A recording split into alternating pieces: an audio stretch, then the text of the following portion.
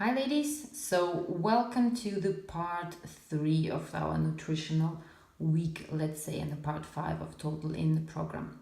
So now in the first session, just to recap, we talked about the normal global information, or let's say general information about nutrition, and then how it's important to have a well-balanced diet and have a proportional amount of each of the foods on your plate. Yesterday we talked more about so what is actually calories and the energy that your body needs in terms of how much you should be taking in terms of depending on your age and your weight and your height and your level of activities. And I've also shown you the formula for the BMR, how to calculate that, and to understand your global needs of the energy.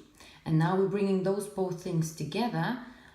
So we know what we should be eating, we know how much our body actually needs, and now we're gonna talk about how we can get rid of these extra calories or the fat that we have accumulated, and to bring us back to the, let's say, normal balanced diet and balanced energy levels, and have it all within the balance. Yeah, so easily to say that, but not as easy to explain. So we're gonna look in detail on aerobic, anaerobic energy. So there's different ways of burning those calories.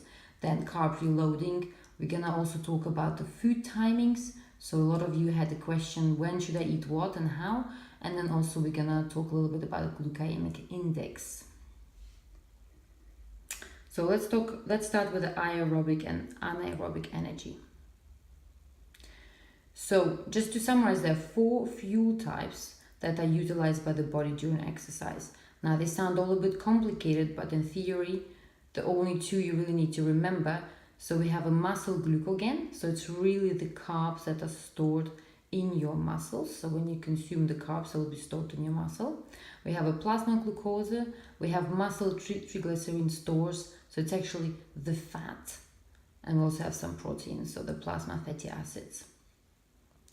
So these are the 4 groups that are used, and there's 2 ways of burning those calories, and one is called the aerobic metabolism. So it's actually when you're doing a certain exercise in the presence of oxygen, and I will explain a bit more detail because it's not as easy to understand just from the writing. And there's another way, which is anaerobic metabolism. So it's actually when you are exercising and burning those calories without oxygen, and again I will be explained in more detail. It could easily maybe a bit better understood the difference between aerobic and anaerobic. So aerobic activity is something when you are exercising, you are able to breathe, be able to take in oxygen through your lungs, and that oxygen then supplied to your muscle. And also this an activity that is more based on the endurance, is not as intensive, but it's more longer activities. And then an anaerobic activity is something that where you don't take in oxygen or enough towards your muscle, and it's something more rapid, short, and something that cannot be maintained for a very long time. But again, I will go in one on each of them in detail. So low intensity exercise. A low-intensity exercise, such as fast walking, for example, as an example, is fueled via aerobic metabolism. So what does it actually mean? So your heart rate starts to increase and your oxygen intake increases. So if you imagine you start walking on a fast pace, you start to breathe, your heart rate starts to increase, you start to breathe a bit faster, you breathe in more as well, but you can still talk, and it's really important that you are not out of breath. So in this type of activity, your body uses fat as an overriding fuel. It doesn't use carbs, it uses fat, because the carbs are quite limited, and carbs are also easier to access. So more when you need to sprint or you need the energy right now, that's when it uses the carbs. When you're doing more fast walking pace and you can breathe, your body automatically uses the fat. So this one is a good one to use for burning the fat. So fat can only be burned when additional oxygen is available. So again, I already mentioned is being able to talk while you're walking, not being out of breath.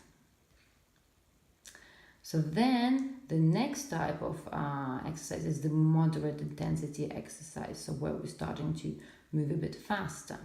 So in these cases, let's say you do an aerobics class or a dance class or something like that, you can be sometimes out of breath, right? You're moving a bit faster, you cannot catch up anymore. And so you're between the stages. And in this moderate intensity exercise, you're using both metabolic pathways.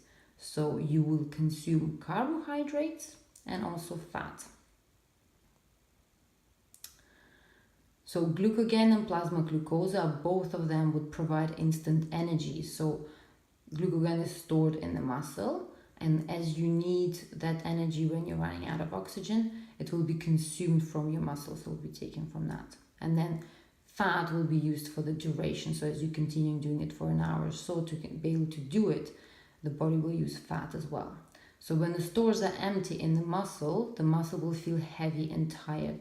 Over a certain period of time, you will feel, wow, I am getting very tired. And this is the sign that you have consumed all the carbs, or all the glucagon. And the athletes usually have a larger glucagon stores. As more they train, they have a bigger and stronger muscle, and those muscles have also larger stores, so they can use more of that. So, and then the third exercise, type of exercise, is the high intensity exercise. So here we're talking about boot camps, sprints, running 100 meters very fast, certain like boost type of or really quick, or maybe also when you do weights, when you're lifting very heavy weights and you need to do a set of 20, and a lot of times that's high intensity exercise because you need the energy right now and you push that weight. It's not something that you will continue to do for 3 minutes.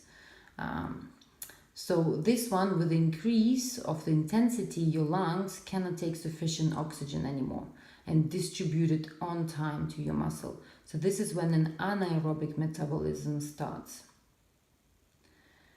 With a not sufficient oxygen for the muscle, you also will have some lactic acid levels that start to build up.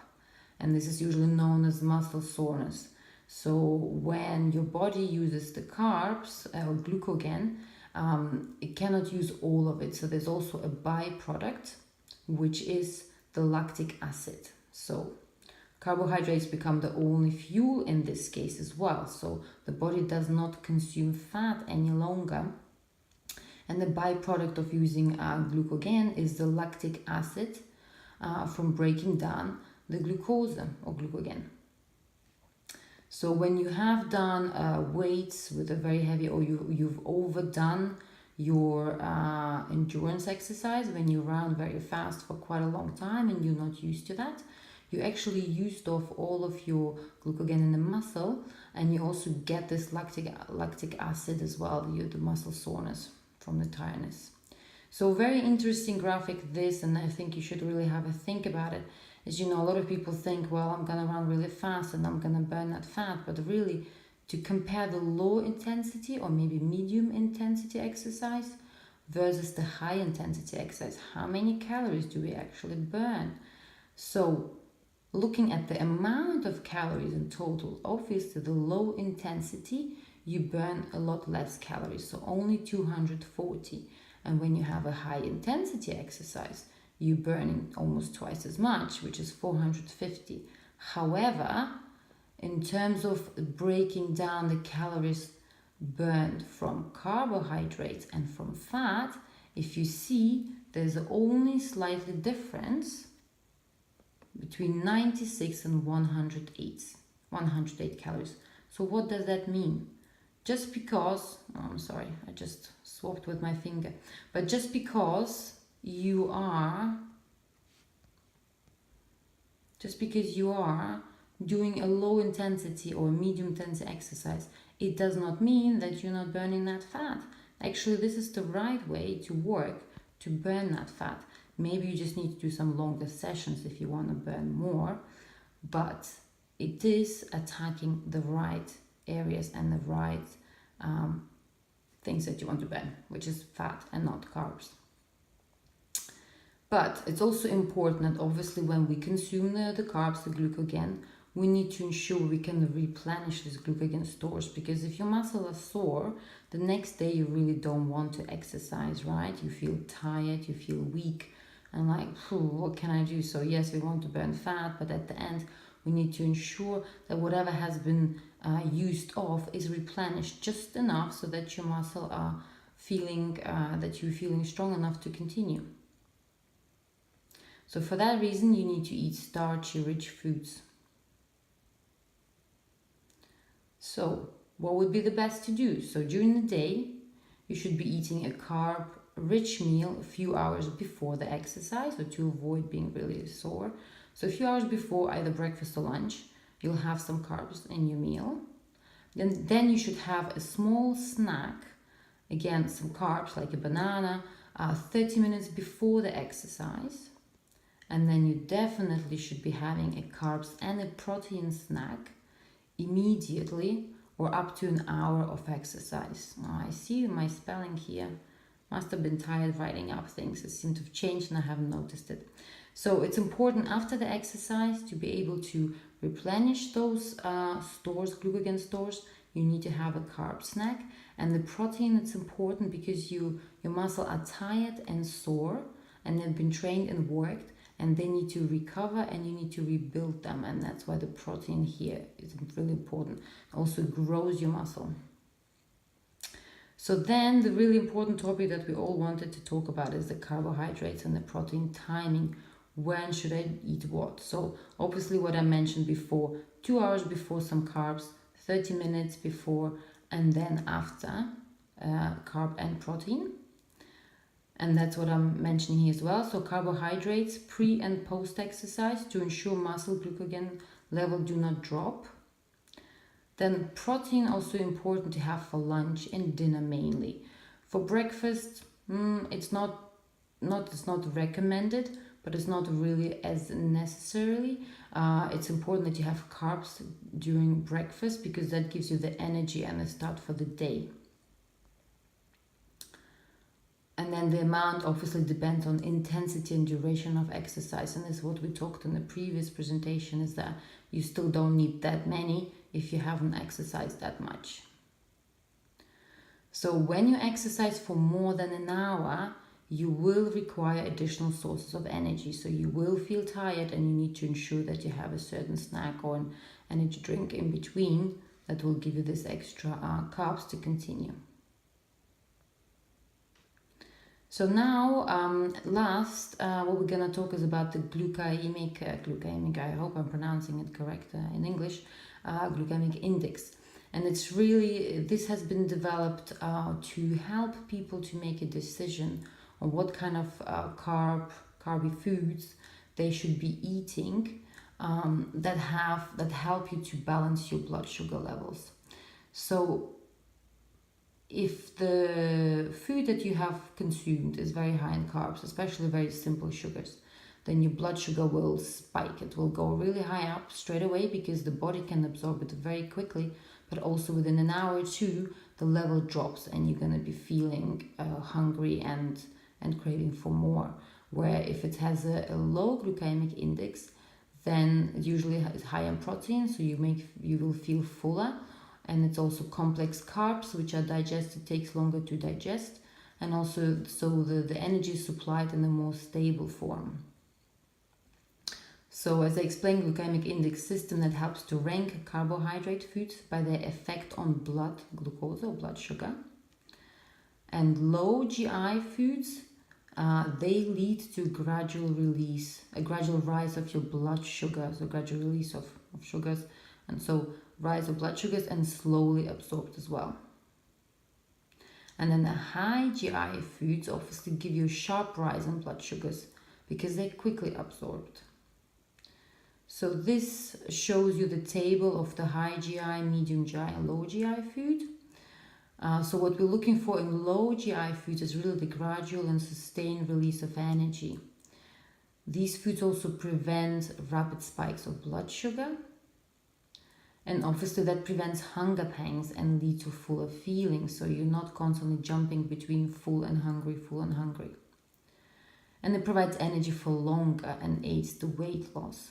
Now, this is some professionals believe in that. Some say, okay, sometimes a bit questionable, because some of the foods that go into some of the categories seen as not as healthy, like, you know, corn, even though corn is a good vegetable and I have it a lot, but I can see it's in the group of the high GI food, so because corn has a lot of sugar in it, right? So it is some guidance to be used, but it should not be the only guidance that they're using to make your decisions, yeah? And just finally, to summarize, you can see the impact of carbs, protein, and fat on your blood sugar level. So as you can see, again, that visualizes really nicely to see that carbs provide a quick release and high amount of energy, and sometimes it's really what it's needed. And protein has a low impact on blood sugar levels, so it doesn't actually influence it much. But it makes you feel fuller. And then fat has very little impact on blood sugar level, but obviously it's quite concentrated in energy, in calories. So this is it. So we had 3 presentations in total. I hope it's not too much information, but I think it's really important that you have that understanding, and maybe what you can think is you know, change your perception of what kind of intensity of exercise you should be doing, and it makes you understand as well how is that impacting your weight loss and your targets and what you would like to achieve. So the homework for today would be thinking about next time you're out and moving about, notice your breathing, notice your heart rate. See if you're out of breath when you're walking and running, or if you're staying in that level, and try to do that. You know, try to be in that low intensity or medium intensity exercises, and that will be, you know, be aware of that you're actually working on that to lose these you know, that fat that you would like to lose in certain areas of your body if it's your target. So I hope you enjoyed it. Please post some questions. I'd like to have some feedback. I know it's a lot of information, but it's also important, you know, if you do have any questions, please come back to me and I will try to answer them. Thank you.